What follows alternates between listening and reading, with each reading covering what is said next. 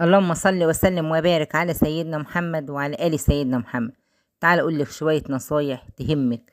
اهتم بصحتك وبنفسك ومظهرك، خليك ملكة. خلي لسانك حلو مع الجميع، تفضلي محبوبة من الكل. اكسبي جوزك بحبك وحنانك وخوفك عليه. خليك الصدر الحنين اللي بيلجأ ليه.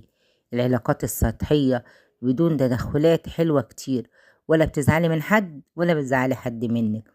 سرك وحياتك الشخصية احتفظي بيهم لنفسك، علشان انتي ما تعرفيش اللي قدامك هيقدر يصون سرك ويحافظ عليه، ولا وقت غضبك وغضبه هيعمل مشكلة.